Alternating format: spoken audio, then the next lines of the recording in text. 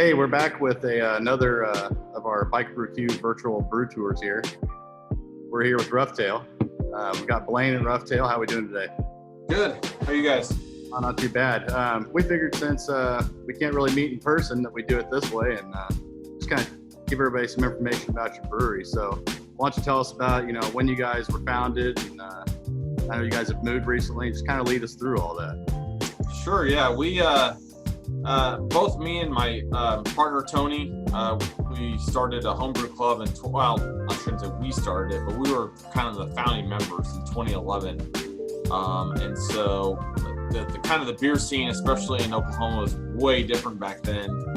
And then we could kind of had the same kind of preferences and stuff for beer, and just felt like that wasn't really being made in Oklahoma. So we decided to instead of both try to open up a brewery, we decided to combine forces and started putting together a business plan, and then kind of organized the actual brewery in 2012.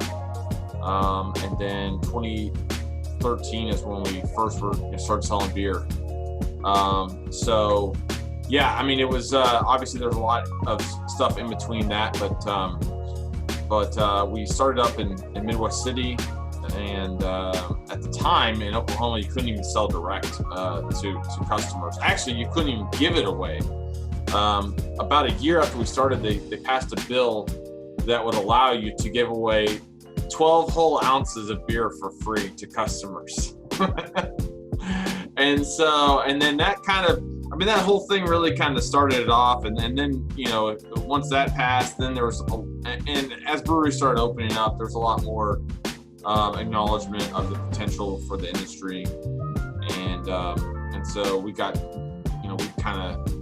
we were late to the game, but we got, on-site consumption. And that just really kind of kickstarted a lot of the local guys, us included. And then we outgrew our space in Midwest City pretty quickly after that. So we started looking for a new spot. The old warehouse really was just a warehouse. I mean, it was not ever built for as industrial. Never built with thought that we would one day be able to sell beer directly to people. All that room in there, and then I've seen sketches of your new spot. I haven't been able to get down there yet because of all this stuff, but yeah, it's looking pretty awesome down there. Yeah, so being able to start from scratch we bought the land, and built it from the ground up, and got with architects and everything. We have about 3,500 square feet in the tap room space, including the bathrooms and stuff. So the old space was maybe 550 square feet, and it was an old office with the drop down ceiling, and it was really garbage. But that's always, so this, on the tap room side, we just, we got to go pretty crazy with it.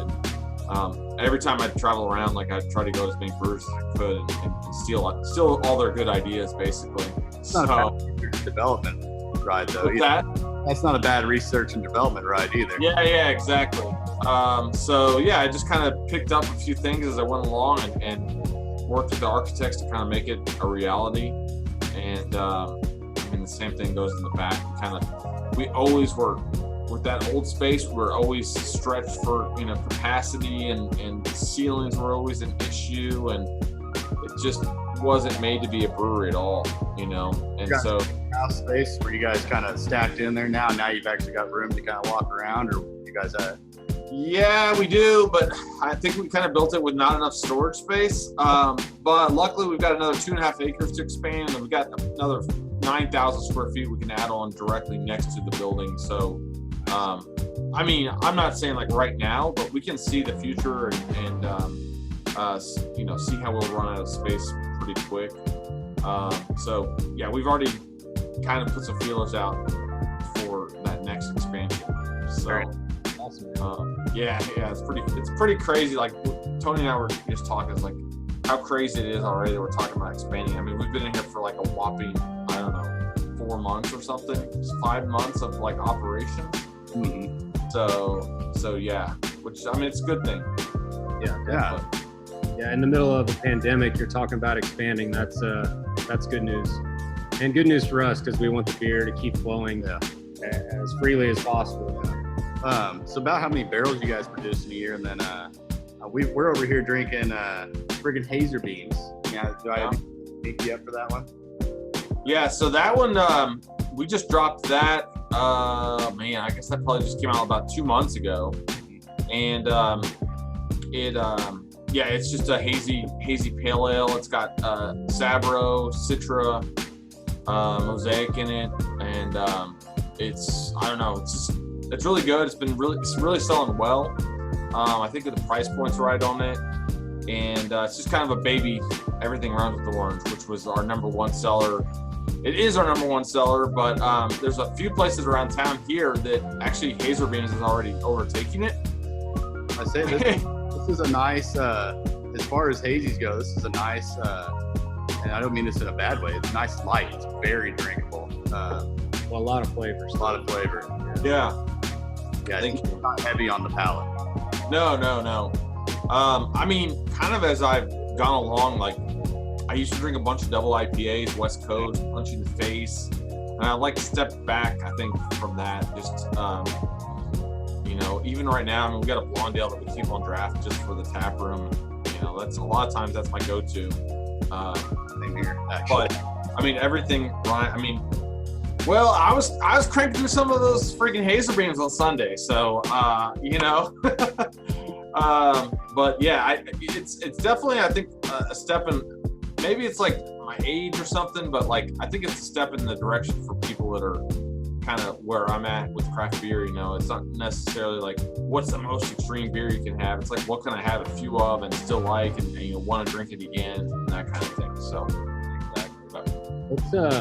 So let's talk about everything Rhymes with Orange. That's what you're drinking. Yep. That's what we're going to try to get available for everybody. On a personal level, that's one of the first beers that got me into Roughtail. I had it. It was super dank and flavorful, and obviously I'm a Nipa nut. I still love hazy doubles, man. I'm still on that train, so it really struck a chord. Love that beer. So maybe talk a little bit about that beer. And there's something on the can. I don't know if you have one of those handy, but if you can talk about that, or if not, don't worry about it. I'm not exactly sure what you're referencing. What's that? There's like a saying on the can. It's from a movie or something. I can't remember what it is, but anyways. Oh, on the Everything Rhymes can? Yeah. There's one on the Hazer Beans too, though. Have you seen that one? 2 hours later.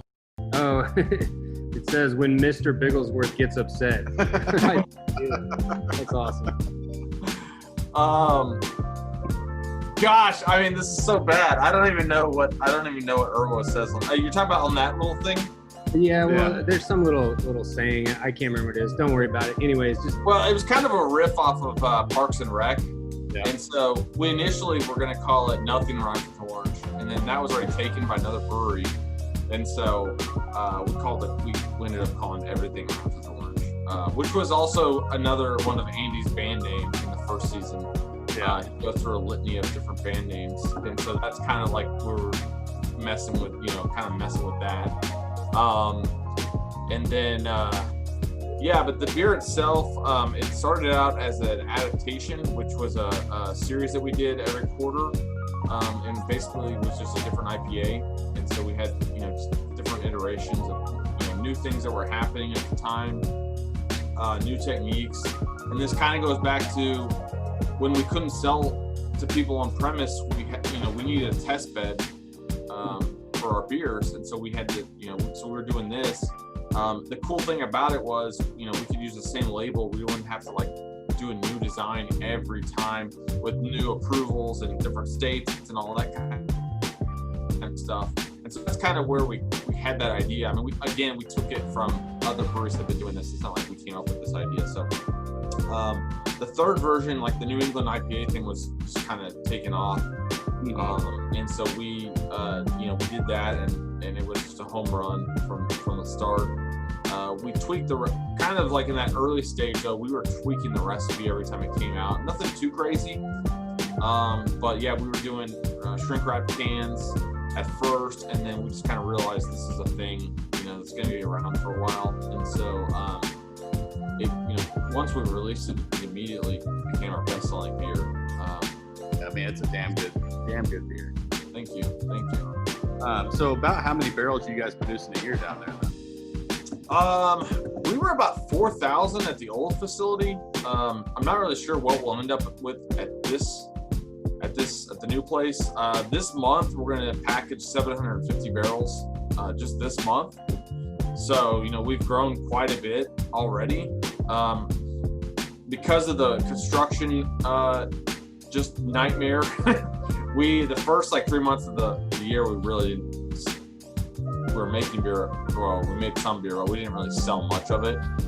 And so, we lost out on a lot of production the first quarter, but then we're making up for it, going forward. So, I'm not sure exactly where we'll end up. We got more tanks coming in already at the end of August. We got new tanks.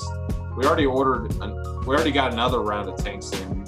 So we got new tanks to start the building with. We did an order. We found some tanks out of Montana, got those in. Those are already producing. More tanks in August, and then we got more tanks coming in probably by Thanksgiving.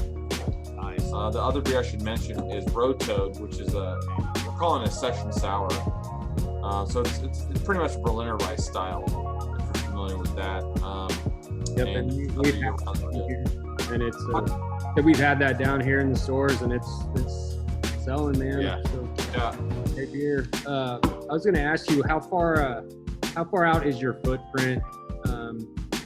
Just is it distribution wise?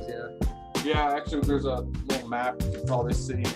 All of Kansas is covered by Worldwide. So if you guys don't have it in your local liquor store, you can reach out to Worldwide, and they can get you in contact with the rep or whatever to make sure, or just tell your liquor store, hey, this is carried by Worldwide, and they should be able to pick it up.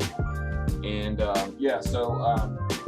and then obviously all of Oklahoma, we're with the Miller Coors Network in Oklahoma, so there's 8 different guys that cover different territories, and then we've got one distributor in Texas that covers basically the DFW area.